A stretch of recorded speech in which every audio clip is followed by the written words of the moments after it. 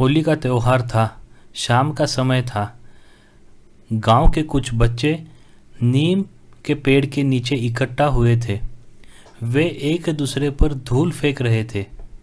अमृत और इसब घनिष्ठ मित्र थे।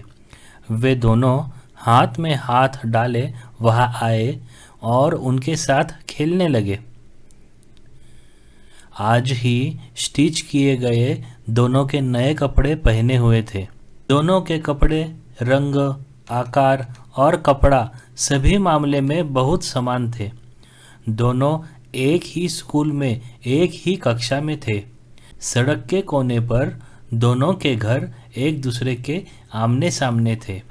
संक्षेप में इन दो लड़कों की हर एक चीज समान थी। फर्क सिर्फ इतना था कि अमृत के माता पिता थे, इसाब के केवल पिता थे। दो लड़के आए, सड़क पर बैठ गए। उन दोनों को एक जैसे कपड़े पहने देखकर एक लड़के ने कहा, अरे अमृत, इसब आप दोनों कितने समान हैं। इससे एक शरारती लड़के को एक शरारती विचार आया, अरे तुम दोनों कुश्ती क्यों नहीं करते।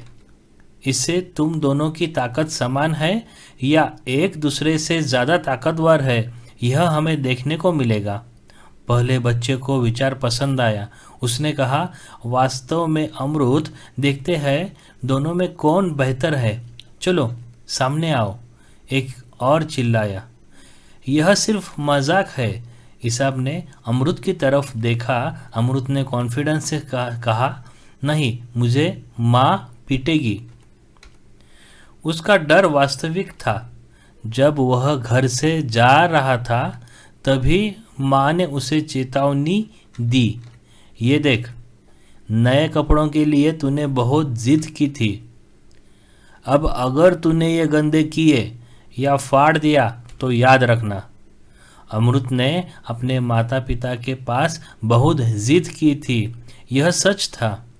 जब उसे पता चला कि इसाब नई शर्ट लेने जा रहा है तो उसने भी जिद की थी कि इसाब जैसी कमीज मिलनी चाहिए। अगर माँ ना बोलती है तो पिताजी नहीं सुनेंगे, यह अमृत निश्चित रूप से जानता था। लेकिन वह इतनी आसानी से हार मानने वाला नहीं था। अंत में नई शर्ट देने के लिए अमृत की माँ ने पिता को राजी कराया। वही बढ़िया वाले नए कपड़े डाल अमृत घर से निकला था। इसलिए वह ऐसा कुछ करने के लिए तैयार नहीं था जो कपड़े को खराब कर दे।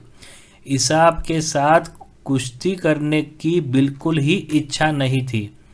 उसी समय एक बंदे ने अमृत का हाथ पकड़ लिया और कहा, चलो कुश्ती का एक मैच हो जाने दो।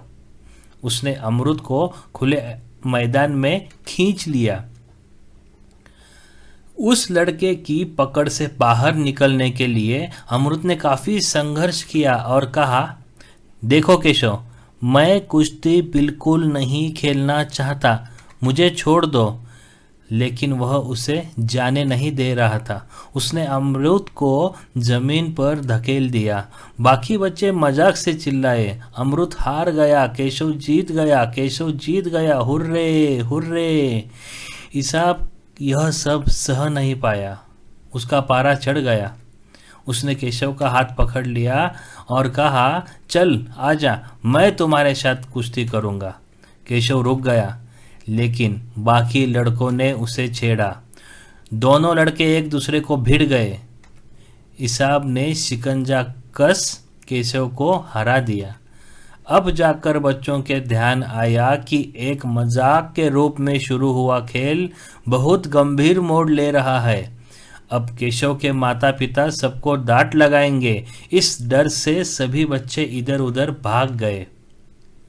अमृत और इसाब भी चल दिए। दोनों थोड़ी ही दूर गए होंगे तो अमृत का ध्यान इसाब की शर्ट पर गया। उसकी जेब फटी हुई थी। भयभीत होकर उनके पैर जमीन से चिपक गए। भयभीत होकर बच्चों के पेट में डर समा गया। आगे क्या होगा, इस बात की दोनों को कल्पना आई।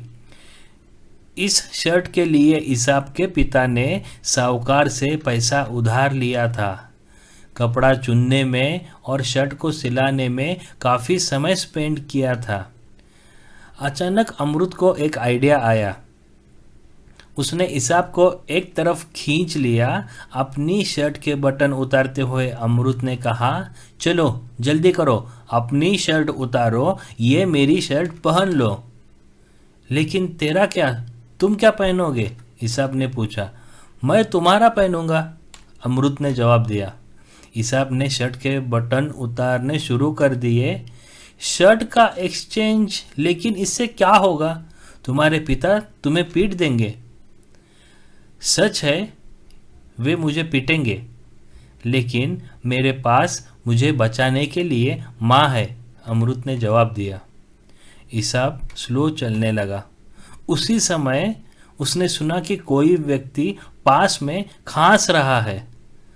दोनों लड़कों ने तुरंत शर्ट बदली और गली से बाहर आ गए। फिर धीरे धीरे घर की ओर चलने लगे। डर के मारे अमरुद की सीने की धड़कन बढ़ गई, लेकिन उनकी किस्मत अच्छी थी। वह होली का दिन था। इस दिन खींचातानी होगी, ये तो तय था।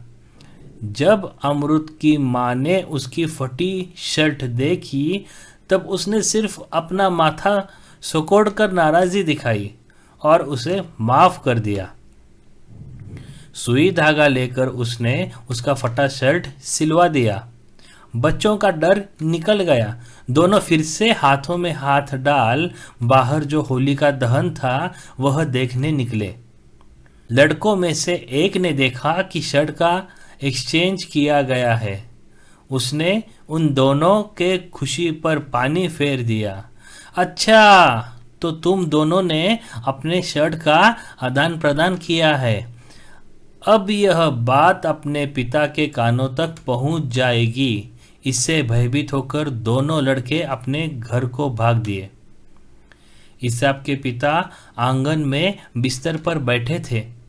उन्होंने दोनों लड़कों को बुलाया। अरे, तुम दोस्तों से ऐसे दूर क्यों भाग रहे हो? यहाँ आओ, मेरे पास में बैठो। उन्होंने अमरुद को भी आवाज़ दिया। वह उसे अपने साथ ले सीधे उसके घर चले गए और अमरुद की माँ को बुलाया। वह घर से बाहर आई। हसन भाई ने कहा, भाभी, आज से आपका यह अमरुद मेरा बेटा है। वह मुस्कुराती बोली, क्या हुआ हसन भाई? अरे, आपसे एक बच्चे की देखभाल करना नहीं होता तो इन दोनों को कैसे संभाल पाओगे? भाभी, अमरुद जैसे एक ही नहीं कई सारे बच्चे होंगे तो भी मैं आज से उन सभी को बढ़ाने के लिए तैयार हूँ।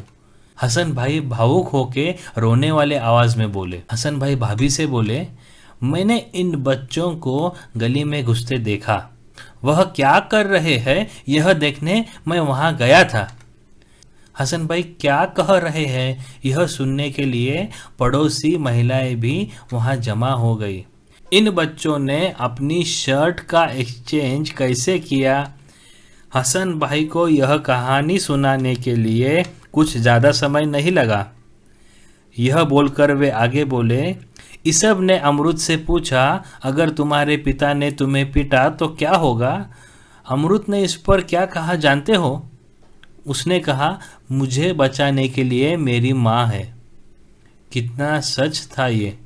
अमरुद के उत्तर से मुझ में बदलाव किया है। क्या महत्वपूर्ण है यह उसने मुझे सिखाया। अमरुद और इसाब की ये यारी की स्टोरी सुनकर सारे लोग सेंटी हो गए।